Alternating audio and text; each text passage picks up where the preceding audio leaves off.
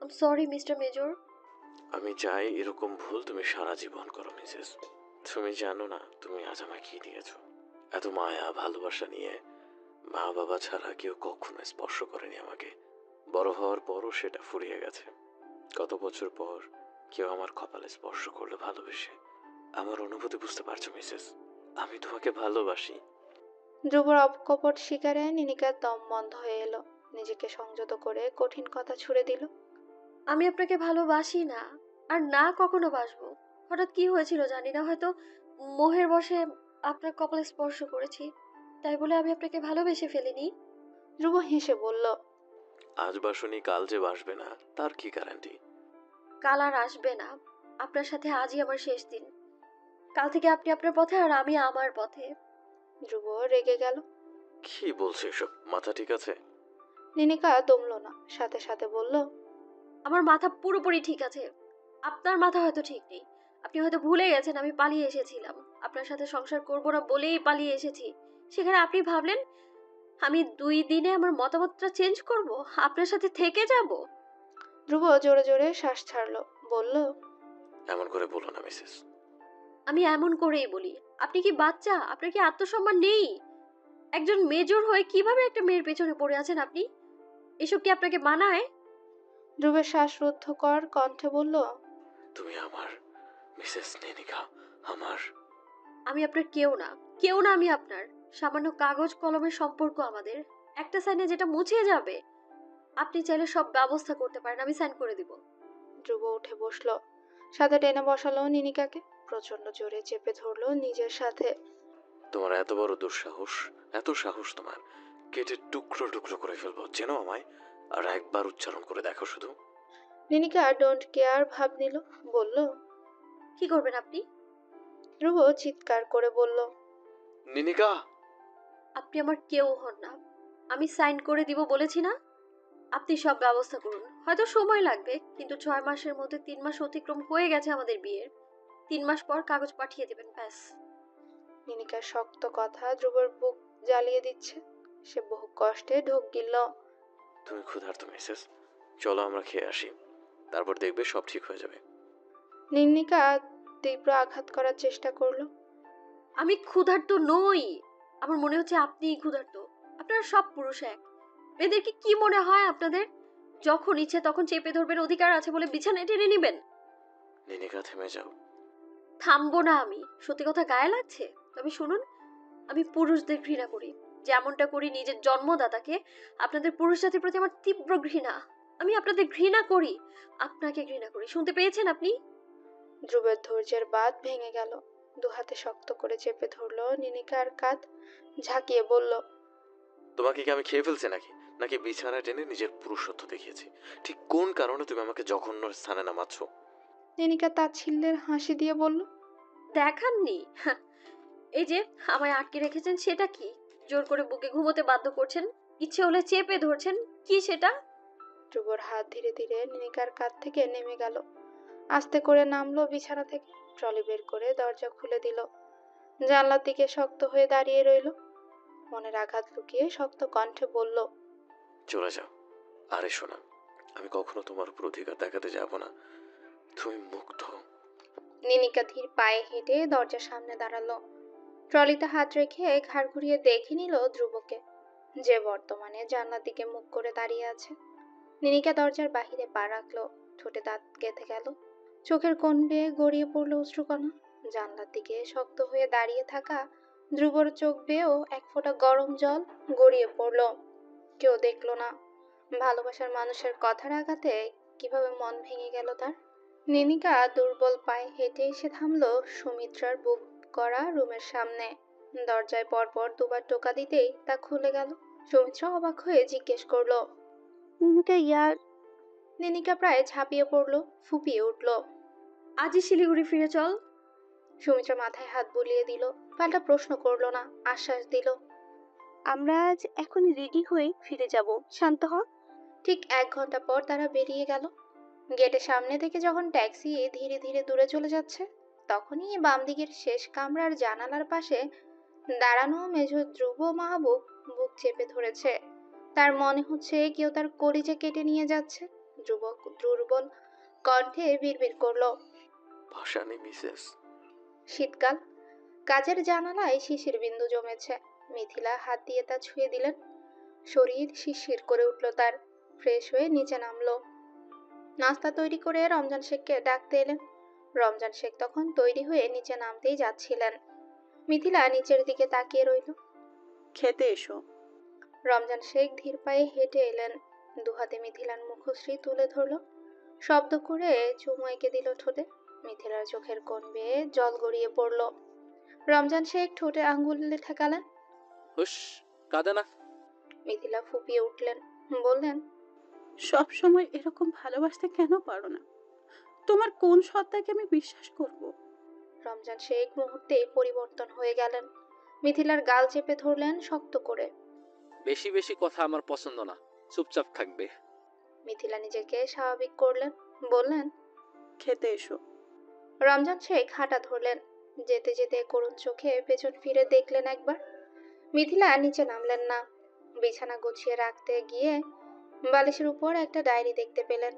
ডায়েরিটা তিনি সবসময় দেখেন, কখনো টেবিলে, কখনো বিছানায়, কিন্তু কখনো খুলে দেখা হয়নি। আজ কৌতূহল নিয়েই হাতে নিলেন। রমজান শেখ ডায়েরিতে নিজের অনেক কথা লিখেন। যেমন লিখতেন প্রেম চলাকালীন মিথিলাকে নিয়ে নানান কথা। মিথিলা পাতা উল্টালেন। সাল দেখে বুঝলেন তারও রমজান শেখের প্রেমের শুরুর পর ডায়েরিটা লেখা শুরু হয়েছে। পুরনো স্মৃতি ধীরে ধীরে মনে পড়তে লাগলো তার। মানুষটা তাকে কত ভালোবাসতো, তাকে নিয়ে কত না বলা অনুভূতি লিখে রেখেছে। আস্তে ধীরে পৃষ্ঠা পাল্টাতে লাগলো। একটা পৃষ্ঠাতে চোখ আটকে গেল মিথিলার। উপরে বড় বড় অক্ষরে লেখা, ঘৃণার শুরু 15ই জুন। মিথিলা প্রচন্ড কৌতূহল নিয়ে পড়তে শুরু করলেন। আমি রমজান শেখ।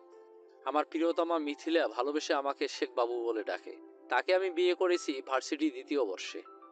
আজ থেকে আমি নতুন কিছু শুরু করব, যেটা হবে ঘৃণার, তীব্র ঘৃণার। নিজেকে ঘৃণা করার এই যাত্রার শুরুটা আমি স্মরণীয় করে রাখতে লিখে রাখছি। আজ 15 জুন।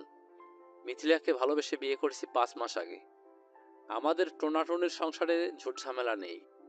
আমার বাবার অঢেল সম্পদ, সুতরাং বউ পালতে আমার কোনো অসুবিধা হয় না। মিথিলার বাবাও সব বুঝেই আমার মতো স্টুডেন্টের কাছে নিজের মেয়েকে বিয়ে দিয়েছেন। তাছাড়া আমি ছাত্র হিসেবে ভালো। ইতিমধ্যেই বাবার ব্যবসাতে হাত দিয়েছি। 20 দিন আগে হোস্টেলে এসেছিলাম পরীক্ষার কারণে। আজ আমার শেষ পরীক্ষা ছিল। আমি খুশি মনে পরীক্ষা দিয়েছি। আমার হৃৎপিণ্ড আমার মিথিলাকে টেলিফোন করে বলেছি আমি আগামীকালকে গৃহে ফিরব। হোস্টেল রুমে আমার সাথে আরও 3 জন থাকেন। হোস্টেলের প্রত্যেকটা রুমেই এমন করে, রুমে যারা থাকেন তাদের সাথে আমার কোনো সখ্যতা নেই। আমি পড়ার সময় পড়ি, বাকিটা সময় প্রিয়তমাকে ভেবে কাটিয়ে দেই। সুতরাং আশপাশের খেয়াল আমার কখনোই ছিল না। এখন ভোর রাত। ঠিক 3 ঘন্টা আগে আমার জীবনের সবচেয়ে বড় সর্বনাশটা হয়ে গেছে। আমি তখন হোস্টেলের জানলা দিয়ে চাঁদ দেখছি। মনে মনে ভাবছি প্রিয়তমাকে। সে টেলিফোনে বলেছে আমি বাড়িতে গেলে আমাকে সারপ্রাইজ দিবে। সেটা কি হতে পারে ভাবছিলাম। তন্মধ্যে আমার পেছনে এসে দাঁড়িয়েছে 7 জন পুরুষ। তারা ফাইনাল ইয়ারের। 3 জন আমার রুমমেট, বাকিগুলো হোস্টেলেরই কোনো না কোনো রুমের। আমি তাদের সালাম দিলাম, ভাবলাম হয়তো সিনিয়র বলে উপদেশ দিয়ে চলে যাবে, কিন্তু আমার ধারণা মিথ্যা প্রমাণ হলো। আমি তখন মনে মনে মিথিলাতে ডুবে। তাদের জঘন্য পরিকল্পনা আমি স্বপ্নেও বুঝতে পারিনি। সমকামী অহরহ রয়েছে, কিন্তু আমার সামনে দাঁড়ানো 7 জন সিনিয়র যে তারই অন্তর্ভুক্ত আমি তা জানতাম না। আমাকে ওরা হাত পা বেঁধে উলঙ্গ করে নির্যাতন করলো। মেয়েদের বেলা ধর্ষণ শব্দটা ব্যবহার হলে পৃথিবীর সবাই জেগে ওঠে, বিচার চেয়ে রাস্তায় নামে। আমি একজন পুরুষ, নির্যাতিত পুরুষ। একজন পুরুষকেও ধর্ষণ করা যায়, সেটা কি এই সমাজ মেনে নিবে? আমাকে ছাড়া হলো 3টার দিকে। ব্যথায় আমি অজ্ঞান ছিলাম আধা ঘন্টা। 3:30টার দিকে হুঁশ আসে। আমার চোখে বারবার ভাসছিল আমার ভালোবাসা, আমার অর্ধাঙ্গিনী প্রিয়তমার মুখ। সে যখন জানবে তার স্বামী 7 জন সমকামী দ্বারা নির্যাতিত হয়েছে, তখন সে কি ঘৃণা করবে না? 4টার দিকে আমি টেলিফোন করলাম পুলিশ স্টেশনে। বাবার ব্যবসার সুবাদে অনেক বড় বড় অফিসারদের সাথে আমার যোগাযোগ ছিল। তাদের মধ্যে শহরের একজনকে নিজের নির্যাতিত হওয়ার ঘটনা বললাম। ভদ্রলোক বেশ মজা পেলেন। পুরুষ সমাজের প্রতি আমার ঘৃণা বাড়িয়ে দিলেন তীব্রভাবে। অফার করলেন, তুমি চাইলে আমাকে 1 রাত দিতে পারো। মেয়ে ছেলে ইন্টিমেট কমন, বাট ছেলে ছেলে নট কমন। ফিল করতে পারছো মজা না? ঘৃণায় আমি বমি করে ভাসিয়ে দিলাম। রুমে আমি ছাড়া কেউ নেই। প্রায় 1 ঘন্টা শরীর ডলে গোসল করলাম, তবুও যেন সব রয়ে গেল। আমি আমার শরীরের কোথাও আমার মিথিলার ছোঁয়া অনুভব করতে পারলাম না। আমার মিথিলার ভালোবাসাময় আদরগুলো চাপা পড়ে গেছে 7 জন সমকামীর ঘৃণ্য স্পর্শের কাছে। আমি কপালে পাগলের মতো হাত ছোঁয়ালাম, বুকে কপালে কোথাও আমার মিথিলার ভালোবাসার স্পর্শ পেলাম না। তৃষ্ণার্ত হয়ে মিথিলাকে খুঁজলাম। আমার এই ব্যথা একমাত্র ও ভরিয়ে দিতে পারবে। ওকে আমার প্রয়োজন, তীব্রভাবে প্রয়োজন।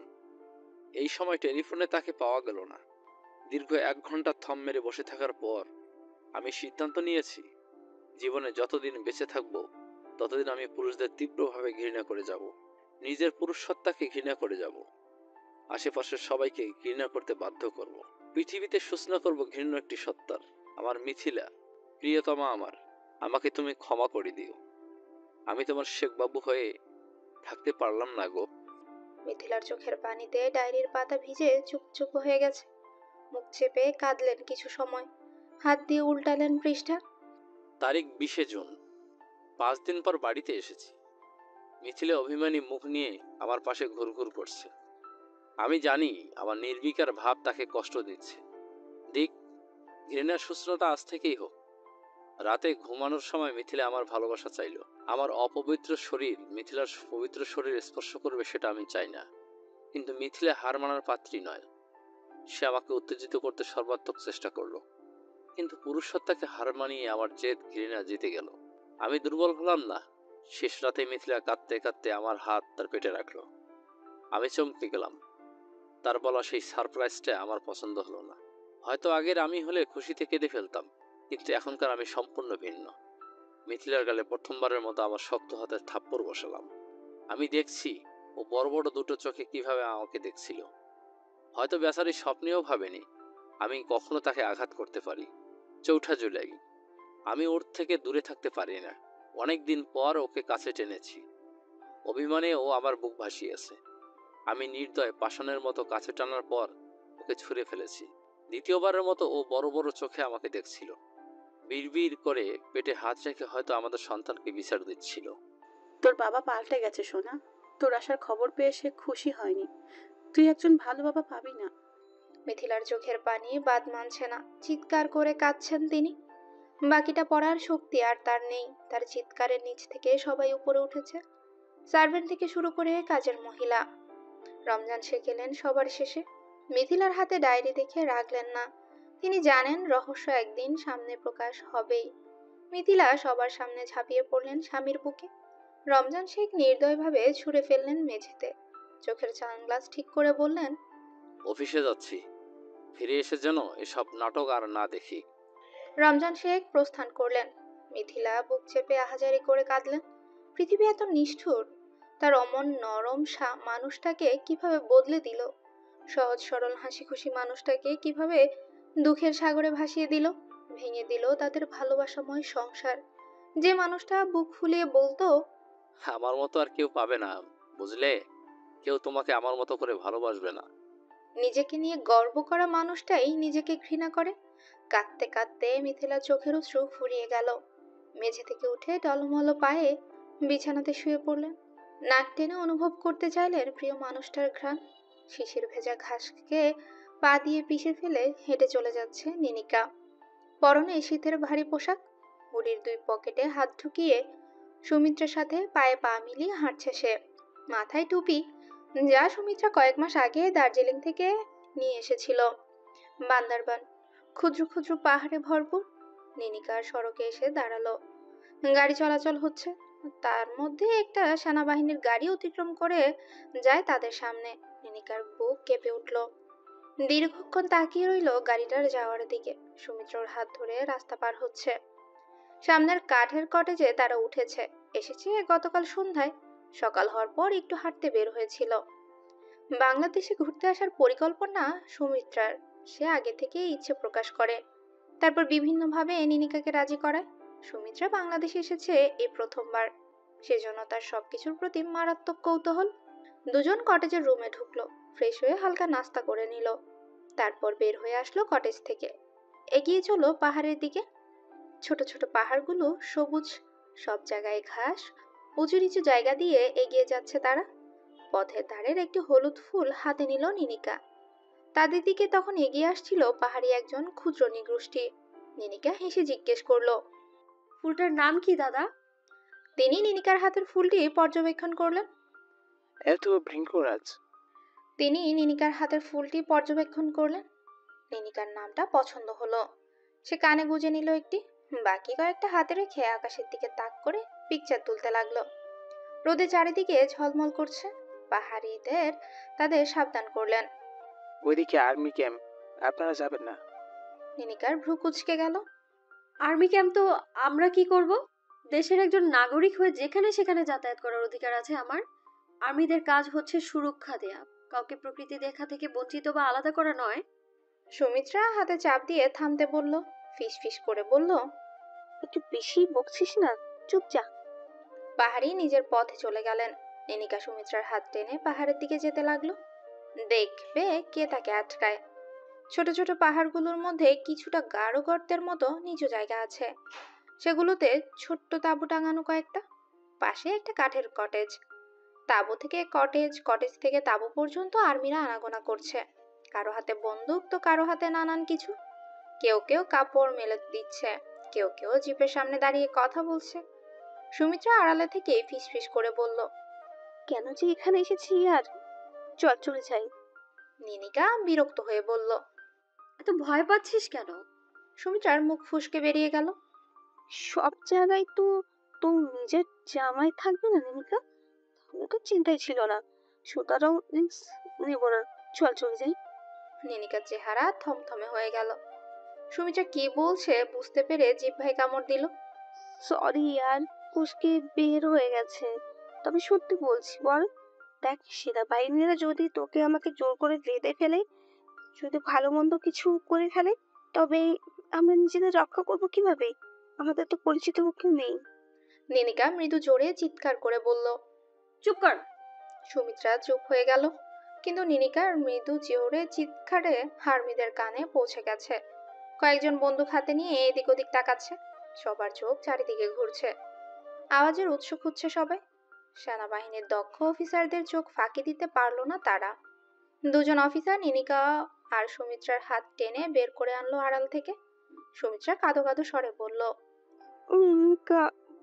বলেছিলাম না বেশি বেশি না করতে। নিনিকা ঢোক গিলে বলল। আরে আমি তো কৌতূহল নিয়ে দেখতে এসেছিলাম। অফিসাররা তাদের নিয়ে কটেজের সামনে এলো।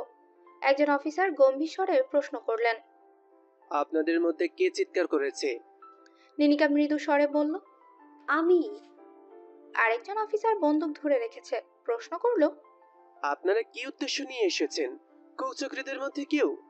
সুমিত্রা কাঁপা কাঁপা স্বরে বলল, আমরা ইন্ডিয়া থেকে এসেছি ঘুরতে, কৌতূহলবশত এদিকে চলে এসেছি। প্লিজ আমাদের ছেড়ে দিন। নিনিকা নিজেও বলল, আসলে আমি বুঝতে পারিনি, না হলে জোরে কথা বলতাম না। আপনাদের বিরক্ত করার জন্য দুঃখিত আমি। প্লিজ ছেড়ে দিন আমাদের। অফিসার দুজন দুজনের দিকে তাকিয়ে হাসলেন।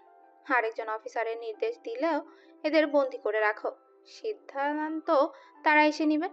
নিনিকা ও সুমিত্রাকে কটেজের সিঁড়ির উপরের কাঠের উঠোনে হাঁটু গেড়ে বসিয়ে রাখা হলো। দুদিকে দুজন অফিসার বন্দুক ধরে রেখেছেন। একজন অফিসার তাদের পরখ করে আরেকজনকে বলছে। নীল ড্রেস পরা মেয়েটিকে আমার পছন্দ হয়েছে। সে আরেকজন অফিসার বললেন, আমার তো সাদা ড্রেস পরা মেয়েটাকে পছন্দ হয়েছে। আজ রাতে কোনো ব্যবস্থা করা যায়?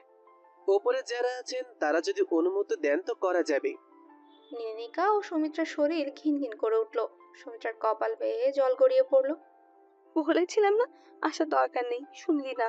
সব সঙ্গে প্রবচের মতো নয় নিনিকা, আমাদের এখন কি হবে? হে ভগবান রক্ষা করো।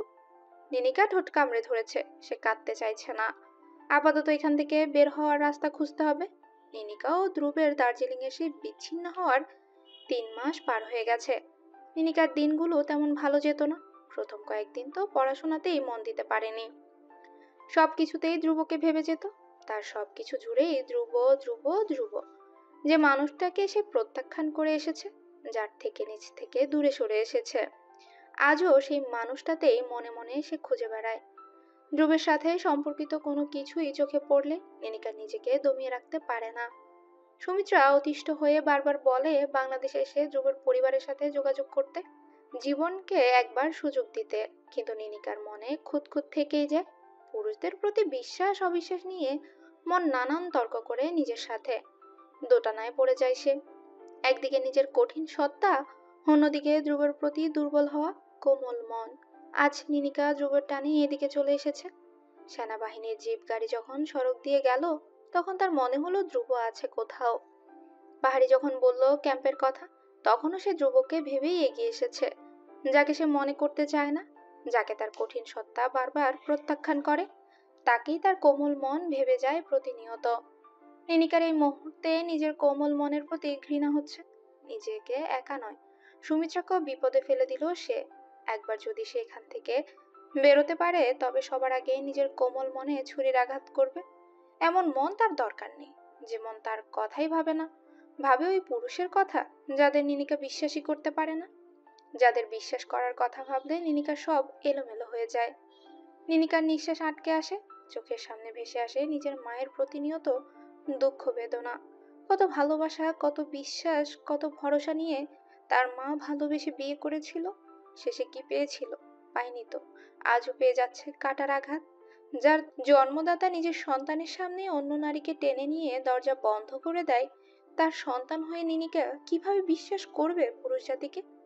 মেয়েদের জীবনের প্রথম পুরুষ হয় তাদের বাবা, যাদের দেখে মেয়েরা পুরুষদের সম্পর্কে প্রথম ধারণা করে। নিনিকার এই পর্যন্ত যত ধারণা হলো, সবই নিকষ অন্ধকার। নিনিকার দুঃখের মতো অন্ধকার, কালো সব। রোদের তাপে চামড়া পুড়ে যাওয়ার মতো অবস্থা। নিনিকা হাঁসফাঁস করছে। ইতিমধ্যে কানে এলো সেই দুটো অফিসারের কে আরেকটা অফিসার বলছে, একদম এসব ভাবতে চেষ্টা করো না। স্যার জানলে কি হবে বুঝতে পারছো? অফিসার দুটো ঢোক গিলল, বলল, স্যার জানবেন না, চলো এদের সাথে কাজ সেরে তারপর ছেড়ে দিই। স্যার আসার আগেই কাজ শেষ, সুতরাং জানতে পারবে না। অফিসারটি শেষবারের মতো সতর্ক করলো। একদম না। স্যার যাওয়ার আগে আমাকে সব দিকে খেয়াল রাখতে বলে গেছেন।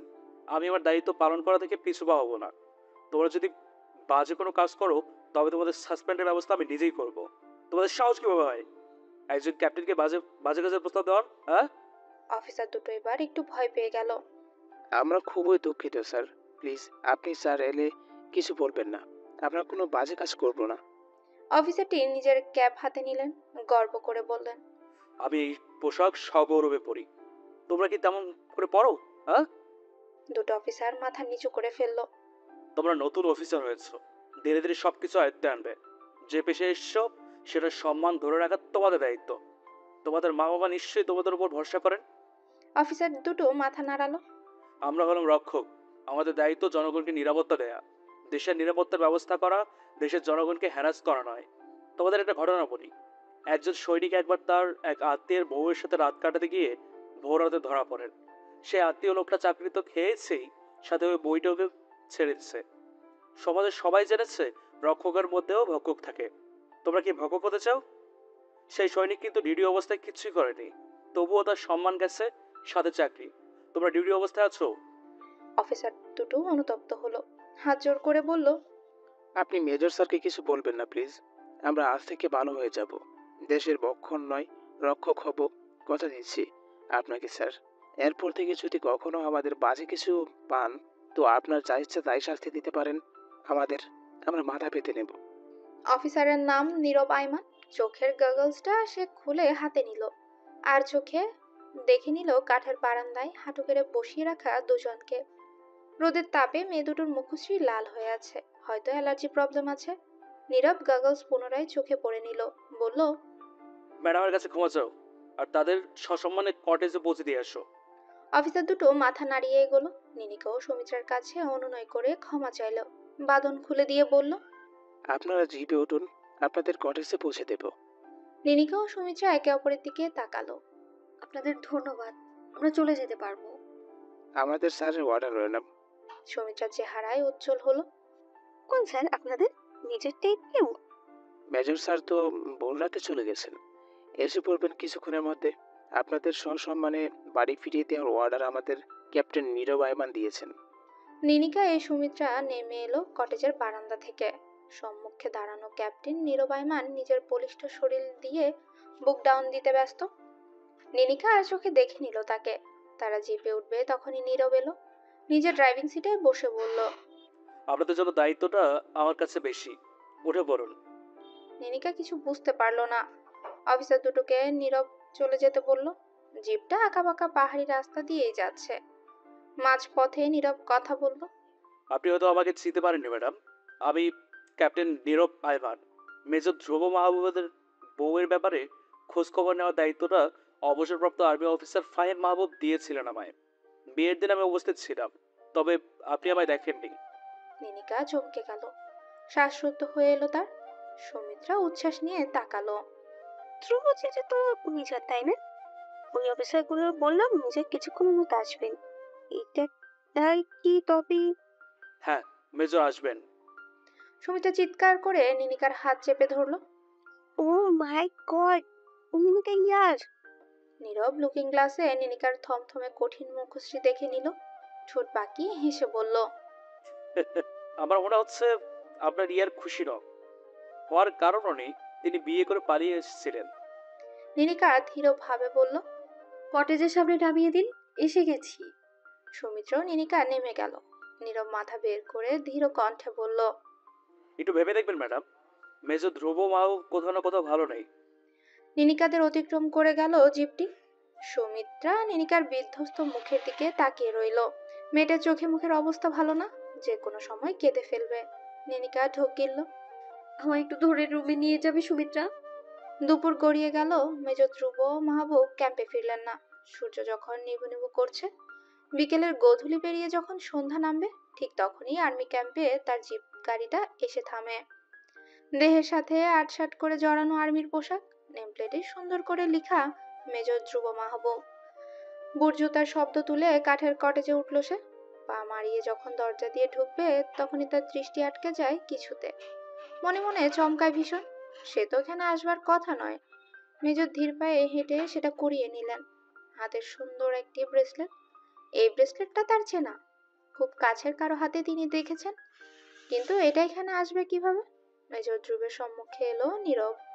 ব্রেসলেটের দিকে চোখ পড়তে বুঝে গেল সব। বলল, সকালে দুটো দুটো মেয়ে ছিল স্যার, আমাদের অফিসাররা তাদের কুচক্রীদের কেউ ভেবে বেঁধেছিল। আমি তাদের ছেড়ে দিয়েছি এবং সসম্মানে কটেজে পৌঁছে দিয়েছি স্যার। ধ্রুব ব্রেসলেটটা পকেটে ভরে নিল। নীরব ঠোঁট কামড়ে হাসছে। আপনি যা ভাবছেন তাই মেজর সেই। ধ্রুব চমকে গেলেও মুখশ্রীতে তা প্রকাশ পেল না, শুধু বলল, কোনো অসুবিধা হয়নি তো? আমি সামনে নিয়ে এসেছি। কি উদ্দেশ্য নিয়ে এসেছিল? বুলেট ঘুরতে ঘুরতে চলে এসেছেন কৌতূহল নিয়ে। ধ্রুব দরজা ঠেলে ভেতরে ঢুকলো। চট্টগ্রাম সেনানিবাসে যেতে হয়েছিল তাকে। যদি না যেত তবে হয়তো দেখা হয়ে যেত। কেন এসেছিল সে? ধ্রুবর খোঁজে? অসম্ভব। ধ্রুব তাচ্ছিল্য হাসলো। আর যাই হোক, তাকে খুঁজতে কখনোই আসবে না। সে আর সবার মতো নয়, কঠিন সত্তা তার। ধ্রুব কেন মিছে আশা করবে? কেন ভাববে তাকেই খুঁজতে এসেছিল সে? পরনের ইউনিফর্ম খুলে ফেললো সে, প্রচুর ক্লান্তি শরীরে। ভেবেছিল ক্যাম্পে পৌঁছে কয়েক ঘন্টা ঘুমাবে, কিন্তু তার ঘুম তো হারাম হয়ে গেল। আজ আর ঘুম আসবে না। বেহায়া মন আবারও তাকে ভাববে। ভাবতে ভাবতেই ভোর হয়ে যাবে। তাঁবুর বাহিরে একলা দাঁড়িয়ে আছে নীরব। চারিদিকে অফিসাররা অবস্থান করছে। সে একটু দূরেই দাঁড়িয়ে আছে। পকেট থেকে বের করলো পার্সোনাল মুঠোফোন। ডায়াল করলো কাঙ্ক্ষিত নাম্বারে। ওপাশ থেকে রিসিভ হতেই বলল, সে এসেছিল ক্যাম্পে। ফারিন উত্তর দিল। কে এসেছিল? আপনার ভাবি। ফারিন চমকালো, বলল, কোথায় সে? নীরব হাসলো, বলল, এসেছিল, ঘুরতে চলে গেছে। স্যার মাত্র এলেন, জানালাম তাকে, দরজা বন্ধ করে দিয়েছেন। ফারিন চোখ মুখ কুঁচকে বলল, আপনি বড্ড মেপে মেপে কথা বলেন, সবকিছু খোলাসা করে বলুন। কিভাবে কি? সেটাও সম্ভব না, আমাকে এখন রাখতে হবে। আমি আপনাকে জানালাম কারণ আপনি যাতে স্যারকে জানিয়ে দিতে পারেন। আমি বাবাকে জানিয়ে দিব। নীরব ঠিক আছে বলে রেখে দিল। আশেপাশে কোথাও কোনো জন্তু ডাকছে, তাতে হেলদোল নেই। সে এক মনে তাকিয়ে আছে অন্ধকার উঁচু নিচু রাস্তার দিকে। ধীরে ধীরে উঠে এলো কটেজের বারান্দায়। কাঠের কটেজ রুমটা অন্ধকার। সেখান থেকে নীরবের কানে ভেসে এলো তার স্যারের বিরহ নিয়ে গাওয়া গান। তুমি বৃষ্টি চেয়েছো বলে কত মেঘের ভেঙেছি মন। আমি নিজের বলতে চেয়েছি, তুমি যাওনি কিছুই বলে।